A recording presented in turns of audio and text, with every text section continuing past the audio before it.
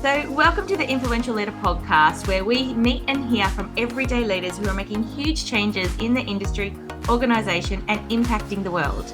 I'm really lucky today to have Nancy Noemi here today from Excellium Consulting. She's a cultural transformation expert with an extensive expertise in culture and leadership, system thinking, organisational excellence, and integrated management systems. A strong believer in making excellence a habit, both in personal endeavours and as part of her DNA of her organisation. Welcome, Nancy. Thank you so much for being here. Thank you, Sarah. It's my pleasure to be here with you today, and I look forward to our discussion. Me too, because I love that, you're working with organisations and sometimes the small and medium organisations, which often get left out when we talk about culture and leadership, because it is really important to them. And I think that's what happened over COVID. We really recognised that if you don't have leadership in your organisation, then you're going to struggle to survive, over what's happened, like become resilient, I guess. Absolutely. And I think it's all about leadership, Sarah. Oh, absolutely. Well, you're an expert in relationships and building high performance teams. So I'd love to hear from you. What's the correlation between building relationships in an organization and so that your team is high performing and achieving continuous improvements? I think there's a very strong, it's the correlation is very strong between leadership and the results you get in an organization. It depends on the trust and credibility you create in your team and how you build those relationships where people can help each other. They feel they're ready to do anything for each other, and especially for their leader. And this is something you build over the years. It's not something they can just, it doesn't have a magic formula like we say, but it's something that goes back to the type of leader you are, the type of practices you have in your organization, and how you establish that trust with your team to make them to get their buy-in into what you're doing. And this goes back to your traits of an influential leader and whether you have that in you to make sure that everyone you communicate well to your people. I think that's very important. Yeah, so an influential leader from our perspective is someone that has a high level of emotional intelligence, or is at least working on it. Exactly. Communication skills is really important. And then building that trust. And, you mentioned trust before, but you can't build trust if you don't have relationship of some form. Like, no one is saying that you have to be best friends with the people you work with, but you have to have some sort of understanding around what leadership they need more than what you are. Is that kind of where you come from? Exactly. You need to look at their needs. You need to look at what they want. You need to look at their how to help them achieve their potential. You need to make sure that you understand what's in it for me from their perspective. So once you want to do anything in the organization, you need to look at it from their perspective and at the same time create that balance with what you want to put in place. So this is where you bring those elements together to create a positive culture. And that's one of the things that's very important in organization is to look at the behavior you want to exhibit in the organization. And this is something for the leader, for the system in the organization, for those practices you put in place to help people have that exhibit that behavior. And that's what really brings relations to a different level in the organization, and not just between leaders and the people, but between everyone in the organization. Yeah. Well, even your customers become, part of your internal process. Absolutely. And I think that's really important, because the behavior that you drive is really about what you're implementing in the business. So whatever KPIs you're setting up, what other metrics do you think help people manage the behavior and outcomes that they're wanting in their business? You're touching a very important point here, Sarah, because when we talk about the Shingo model, and we work with the Shingo model as an organization, we look at the culture and we just don't talk about KPIs, we talk about KBIs, key behavior indicators. And these are metrics we put in place to measure the change in behavior in the organization. So initially we look at our baseline, what's the behavior of people is, and then we put the systems in place, we do the continuous improvement programs we want to implement, and then we look at the change in behavior and we see where did we reach after those efforts. And this is one of the metrics we put in place. So we define different behaviors. We call them ideal behaviors at different levels in the organization.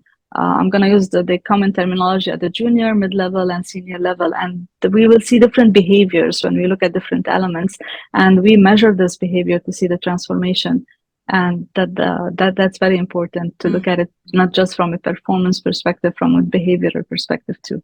Absolutely. And I think, a lot of people do need help to work on this because it's not something that's really understood or taught. And a lot of times I feel that if you actually look at your results and you look at what you're driving that behavior to those results, that's why you're getting those results. I had a client once and I loved her philosophy around KPIs. She was actually in law, and she was very much about her team looking after her clients. They wanted to be client centric, so they didn't have billing hours that the staff had to achieve. They did have a budget, but it wasn't based around billing hours. So, that helped them to drive that customer service rather than, you hear those stories of people getting really angry because they spoke to someone for 20 minutes and getting billed $600. And it probably does affect their results in some ways because they're not driving that bottom line, but it means that they're very well at client retention, which is, one of the measures that they prefer to look at because that drives their behavior. Oh, this is a great metrics, absolutely, and it depends on what you want to focus on. Depends what you want to achieve and what are your objectives. I think this is what drives usually what you want to measure. And we say in quality, if you don't measure something, you cannot manage it, and that's I think key is to find the right metrics is there. For us, sorry, I was going to say, are you finding business owners are on board with this? Because when you're not talking about shareholders in a company, which is a completely different organic beast, I guess. So you've got business owners. Do they, I think there's a shift I'm seeing. What are you seeing out there? Is there a shift in what people are trying to achieve and how they achieve it? Yes, in fact, initially, if every organization look at its own profit, right? But we see now that organizations are focusing more on ESG. They're more focusing on the social aspect of the organization. So you're just shifting from the monetary measurement, the monetary matrices you have. You move to your customer satisfaction, employee satisfaction, and engagement, and then beyond that, you look at your social contribution and the impact you have on the society. So for those organizations who focus on like value-driven activities, they look at things beyond just the profit and the revenues and these kind of things. They focus more on the value they bring to the society and the people around them, and that's their own stakeholders. So there's a lot of things shift in organizations we see these days into what they want to achieve, and that drives the sense of responsibility, I think, in the organization towards other things than just the bottom line. Yeah. Yeah. And do you feel, and look, I know there's studies out there that says if you're driving through value and customer service, then you're actually, and culture, then you're actually going to hit your bottom line. It's going to grow. In fact, it's going to be 30% better than your competitors if you're the one that's focusing on value. So are you seeing that with your clients?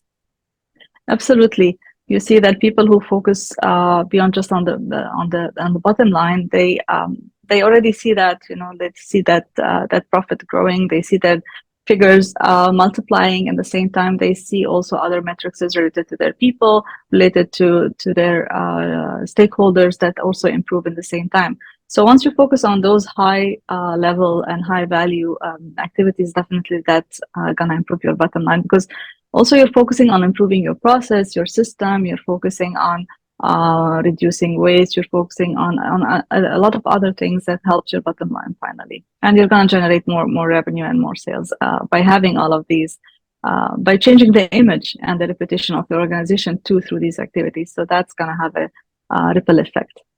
Absolutely. And I think that people enjoy working for companies that are thinking about these things and are attracted to work with businesses like that. And I think it's going to change. And look, I'd love to know, because I know here in Australia, and definitely some of the studies I've read from the US, that new generation hitting the marketplace are, obviously they're here to make an impact, but they also want to make sure that they're looking for a company that they can, achieve the goals of impact themselves. Yes. Is that what's happening? Because I know you got a lot of clients in Dubai and South Africa, and possibly now in Dublin. So, is it a worldwide phenomenon that's happening with our new generations coming in? Exactly. And if you see a lot of research about Gen Z, I think my kids are from that generation. You see that it focuses a lot on connecting themselves with organizations who have a purpose, who are attached to a certain cause and they try to support the society.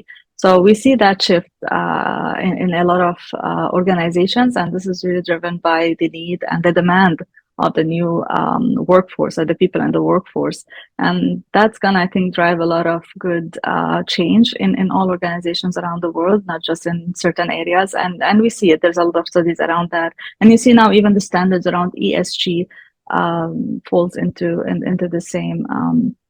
the same sphere, which is really Ah, supporting huge. the society, the environment, and the governance in organizations. So Yeah, yeah. Look, I think I would say, a few years ago, you hardly ever heard of a company, or maybe you'd hear of one of the big, big four accountants, looking at the ESGs, whereas now, everyone is the it's local everyone, grocery shop, exactly. and and obviously they're not necessarily looking at all the 17 of them, but they're, you know, doing the ones that they can impact on and make a difference in. So it is pretty So interesting of the culture of the world and business world and how it's changing, and it's quite exciting times. yes, and we've seen over the years a lot of changes, into how the practices in organizations, what they're focusing on, and even do you see that at the big consultancy firms, and with the research that's happening, and it's a reality that things evolve because people needs change, people requirements change, and we see the impact we have on the our environment, and on the climate change and all of these things that's happening around us. That's create that need for people to change and change direction. And I think it's quicker now, the pace of change in this sphere, because of definitely the new generation, and then and I think one of the things which really helped all that is social media, and Yeah. and The world's gotten I smaller. mean, all these technologies and these, yeah, they Well, speeded up everything, well, and not but just that's that, very good, we're I think. aware of what's happening elsewhere in the world. And, even to, third world countries, they still have access to social media. And, I've heard stories now of, countries, and I won't say where I've heard it, but they're people are understanding that what their culture and what they've been taught isn't necessarily what everyone else is doing around the world, and they're starting to make changes, which is really good in a good way. So if only Absolutely, every country got that message. There's a few out there that are still behind. absolutely. But look, I'd love to know. Look, I always believe anyone that comes through the Influential Leader program, they benefit their business and their organization and their career, but it actually has a personal effect. You get to make your life a whole lot better, because when you're increasing your EQ and your emotional intelligence, and your communication, everyone benefits. So I'd love to hear, how does it affect your personal life? In fact, I think there's we can't communicate enough in any situation. But communication is just about talking, and it's about really passing on the right message to people, getting to them, in a way that you impact their life, and you impact what they're doing. And I think in my personal life, I use everything that I use in business. I use that also in my personal life with my kids, with my husband. We are not a very talkative family, but I think we tend to have those moments where we talk about the important things, we pass on the right messages, and we align. And in the business I do, we focus a lot on alignment and organization, where we align everybody with the objectives of the organization, with what we want to achieve, and we put the right systems for them. And we try to create that space where everybody understands how they are contributing to the organization. I do that the same in my family and my personal life, with my relationship with people.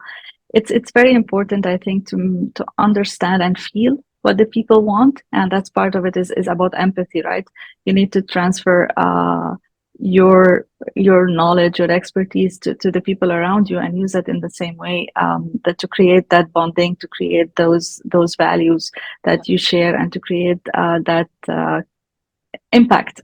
And I use the same for organizations as my personal life and my relationship with friends. And I think that works perfectly well. You need to communicate, you need to show empathy, you need to have a centricity around the persons around you. Just make sure that it's not about you, it's not about just the business, it's about the people too. And that's where I think we see a lot of changes now into human-centric cultures around. And I think it has to be everywhere. Oh, absolutely. You can't treat people like robots. Exactly. Although I do see it happen occasionally, but they're working on it. Everyone's working on it.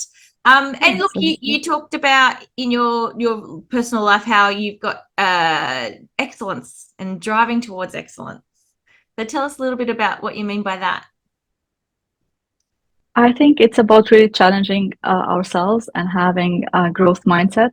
And it's something that we need to work on. I have two kids. I mean, my son, he's 17, my daughter, she's 15. And both of them are smart kids, but just I saw with my daughter, like I used to make checklists for her. I used to, when we have, I mean, summertime, we prepare some plans, and she was like 7 8 years old. She follows that, she looks at it, and she does exactly what we ask her to do. My son was different. He learned from that, but still I don't think he really managed to do it 100%. But then year over year I saw that she had that practice. She started doing it, and for everything she want to do in her life, she takes a paper, she plans accordingly, she looks at what she needs, she does it great, I mean, in a great way. And I think this is where continuous improvement is really important to teach to everyone. You look at how, what are your skills, you look at what are the things you know to do and what you still need to learn to improve. And you look at your strengths, but you look also at certain weaknesses you have, and you develop those weaknesses. And the people with the growth mindset, they have that. They believe that they can improve. It's not just my IQ and that's it. Whatever I was born with. It's really about developing new skills, learning new skills. And I think it's also about knowing what you need to learn and giving space and time to do that. And it's about having that PDCA, the continuous improvement cycle, in everything you do in your daily life and at work. Yeah. It's a plan, do, check, act Yeah, cycle that you believe, I yeah, we completely follow. agree with that. And I think, role modeling takes a big part of that. But what other tips? If someone's out there that they run a business or they're career driven, but maybe they do have children, how do we get our children to have that growth mindset? It's really to expose them to different things, just to open opportunities for them to learn new things, to try, to experiment, not to punish them if they do mistakes. That's very That's important. I very think true. it's give them a space, yeah.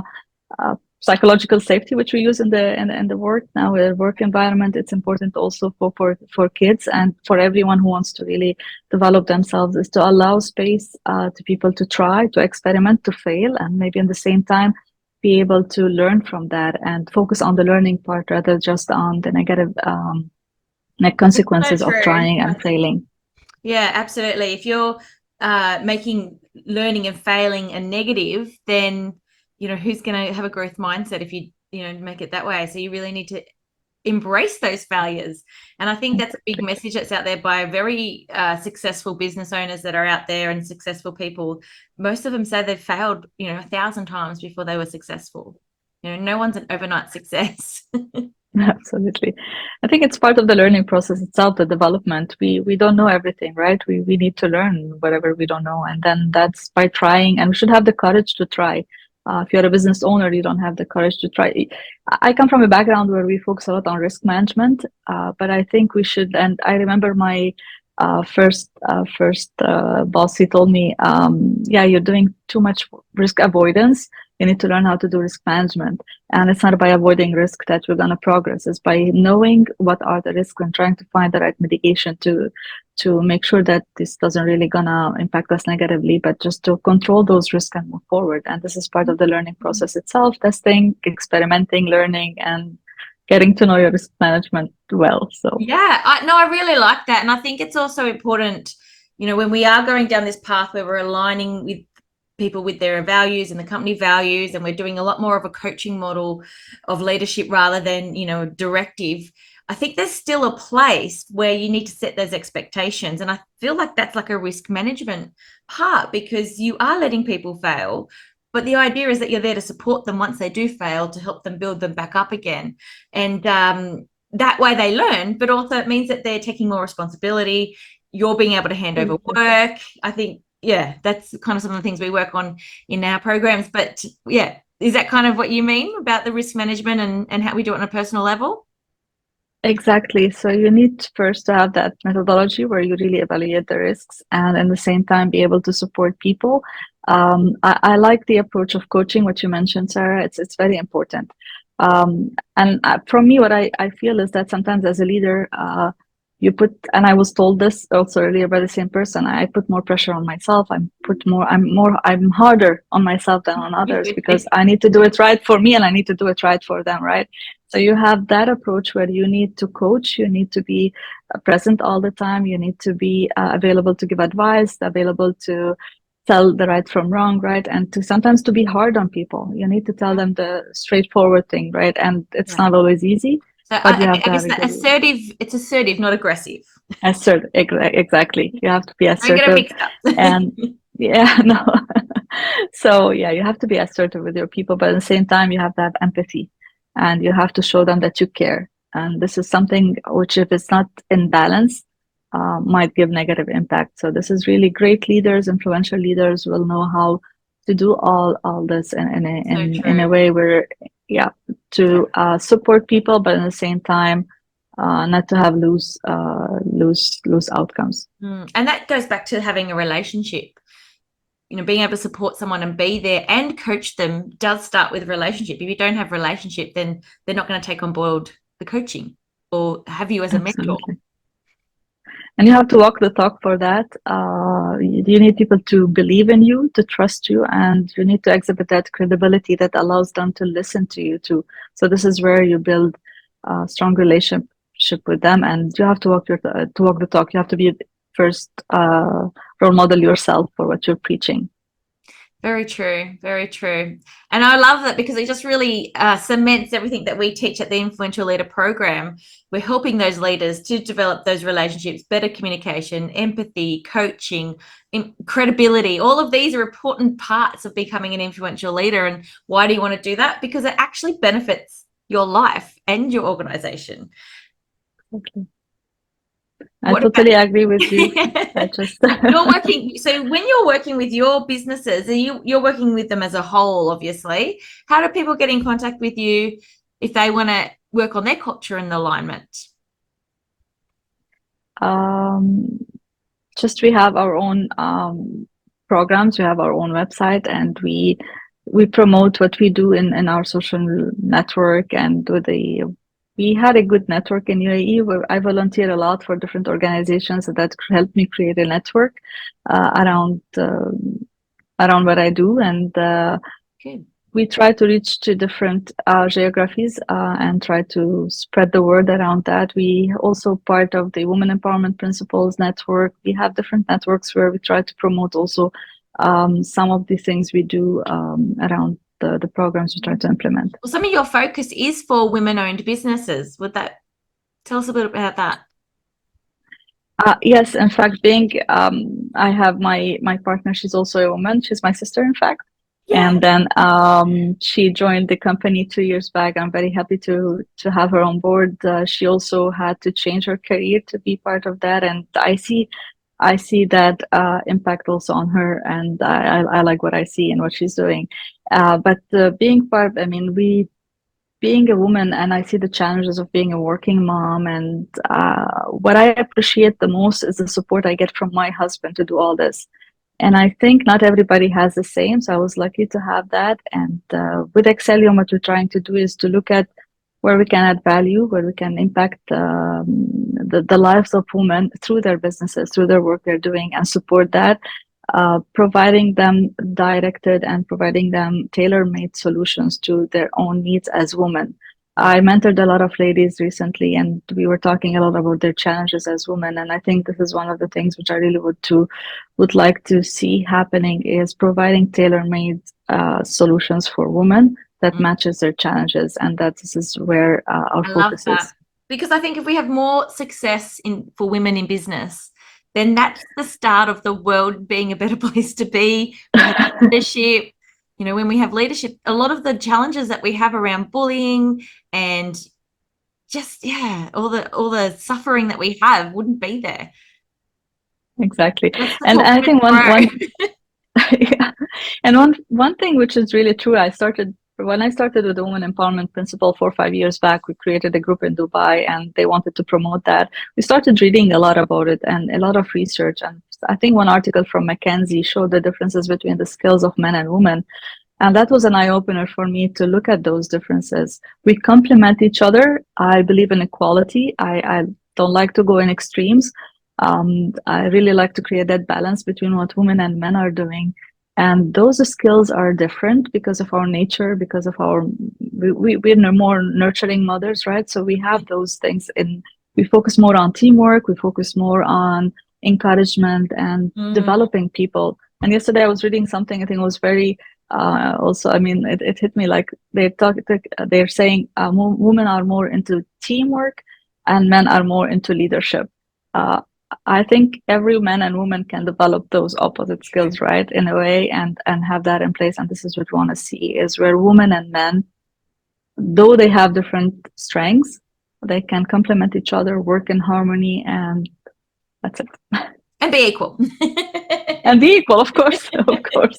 But yeah, I guess it's about understanding that the value that everybody brings to the table is unique for them, but you do need to consider who you're working with, and so that you can nurture everybody within your teams and ranks and leadership. So it is important to bring everybody on that journey, I guess, and align them. All right, well, yeah. It's about self-awareness also. We need to be to understand each other. I mean, in fact, that's the start. The first thing we ever do is get you to understand what you're doing, what you're thinking, what's your own behavior, how are you perceived. Well, that's important before you can do any of this, really. Exactly. Oh, very good, very good. Well, look, your website is excellium.com, and we'll have that written down in the details below. But I'd really loved speaking with you today. And, if you want to leave a comment or join the conversation, please make a comment below so we can respond to you. Thanks, Nancy, for being here and sharing your knowledge and insights. I feel like we're so aligned in what we're doing, but we're on opposite sides of the world, which is pretty exciting, I feel. We're getting everywhere with our podcast. So it's pretty exciting for our Influential Leader podcast. But if anyone out there does have a topic that they want to discuss on our Influential Leader podcast, there is a link below to get started. And if you identify that you do have gaps for improvement, then we do have a free personalized game plan that just can let you know what those gaps might be so you can work on them. Just in the link below. But love to see you all on the next one, and don't forget to subscribe. Thank you, everyone.